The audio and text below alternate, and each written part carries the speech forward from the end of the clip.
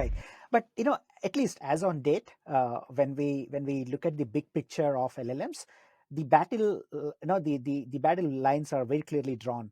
On one side, we are seeing Azure OpenAI, Microsoft plus OpenAI combination, and then Google's Palm 2, which is again very proprietary. They are exposing that just through the API, and then Amazon is all set to launch Bedrock and Titan, a set of their own foundation models. That is on one side. The other side, we are seeing Meta's Llama, which comes with the GNU, if I'm not wrong. And then the variations or the flavors of Llama are coming from, for example, Stanford's Alpaca, and Berkeley's Vicuna. Uh, some of the Llama based models. So that is the entire open source. But again, the licensing restrictions are preventing from commercializing or at least using these models in a commercial environment. So anyone who is looking at embedding or infusing Gen AI into their product will have to fall back to the API model and consume it from the hyperscalers. Uh, so that is what is concerning, because today we don't have a very clear mechanism on how to consume open source to build production grade commercial applications. Yeah, I don't think it's quite like that, Johnny. So, yes, the OpenAI and Google models are proprietary and closed. Although they've published some basic papers, but yeah, they're closed. The Llama model from Meta has a restrictive license, which is for research only. However, the work from the Alpaca team, and then there's another team called Red Pajama that has been working on open sourcing the data set that was used to train Llama, and also creating a version of Llama that is not restrictive, that is available for commercial use. And they've already put that out there. So it's available now. Okay. So the Llama model effectively is available for commercial use now. And there are a previous generation of open source models, several of them, BERT and BART and, Roberta. various. Yes, there's a number of different models. There are less, actually. Hugging Face has put out a few models as well, Bloom and then Hugging GPT.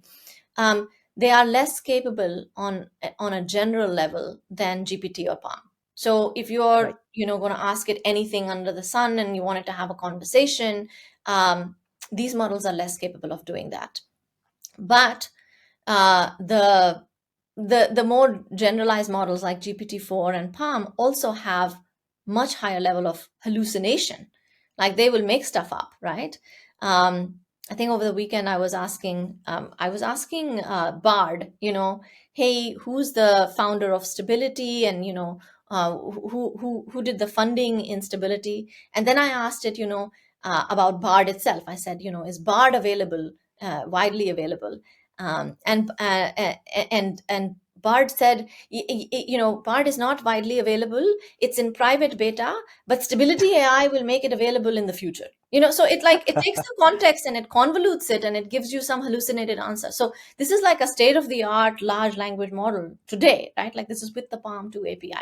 And same thing, I asked GPT-4 the same question, and it's not aware of Bard. It's because its training cutoff is in 2021. It has no idea. And the plugins, even though there is a web searching plugin, the plugin is so slow that it kind of actually fails Right. to in fact do the job. So there are, even though these large models are very capable of answering general questions, they do have significant problems for enterprise use, right? They have Right. significant problems, even though yes, maybe um, aside from the fact that they're hosted only in the cloud, and it requires an API, and maybe it doesn't provide all of the privacy safeguards, although both Azure and I think Google and AWS are working on ways that you can take these models, containerize them, take them to SageMaker or Vertex AI and fine tune them, and then run them in your own VPC, and they're not collecting your data to retune these models. So they are providing a level of enterprise friendliness over time.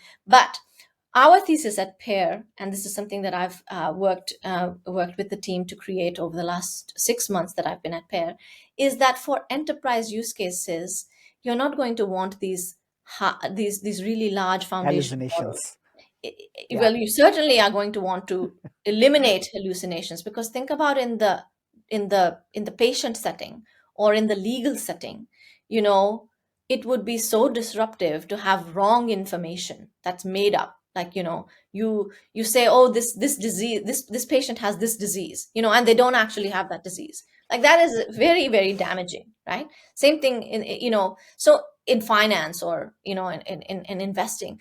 So the new architecture, the architecture that's emerging for how you know, AI based applications are developed is twofold. One, it involves a layer of retrieval systems. So there are databases, vector databases, into which you take your input data, the data that you're working off of, and you retrieve that you convert it to embeddings, which is a much more compressed format, and you store it into a vector database. And then you use your you know, your query, and, you know, depending on what the query is, you know, you use that database. So this is called retrieval augmentation. And through that process, for information on which you need a high level of accuracy, you know, you can actually get not only the accuracy and prevent hallucinations, but you can also know what source was responsible for the answer that you got. So it's not some generalized answer, but you know exactly where the answer came from. And the model, the large language model in this case, is being used more for conversation, more for taking the text, maybe summarizing the text, you know, and having the conversation both on the input side and the output side with the user. And for that, you don't really need a model the size of GPT-4 or of Palm 2. You actually can take one of these open source smaller models, maybe even BERT or BART or Llama, which is now the more modern, you know, version. You can take that and you can fine tune it towards your specific use case. If it's, you know, medical language or it's legal language, you can fine tune it towards that, and then exercise it on your proprietary data, which is the data that, you know, is involved in the medical field or the legal field, and is, you know, maybe even specific to your hospital system, to your patients. And that's kind of how it's going to be used in the enterprise. And these open source models have so much more validity, because you know, this architecture that goes underneath them can make it possible for it to be conversational, but at the same time accurate, does not hallucinate. It's available in the private, in your private data center or private cloud, and it's fine tuned to your data. So I think that is a much more effective way for large enterprise adoption. Absolutely. I think the scenario and the use case that you explained will drive much more broader adoption of vector databases. You know, we are already seeing a lot of investments flowing into companies like Pinecone, Chroma, and even, you know, Redis is becoming the most preferred vector database for embeddings and, you know, search. So definitely, I think the way you explained this, it's put very well. You don't need the models of, you know, size of GPT-4, but you can take a smaller one and either use contextual prompt injection based on vector database or fine tune it, and that becomes much more manageable and you know, brings us to the edge and hybrid environments. Yes, I mean, fine tuning on your data with open source models is a very effective technique, and augmenting that with a retrieval system, that you know, and a search index on top of that, it's a very effective technique for enterprise use cases, and I'm seeing it used widely. There's still a place for the large language models. I think the large language models, you know, that are proprietary, they'll be more useful in sort of more consumer applications, and there are Right. many other areas, you know.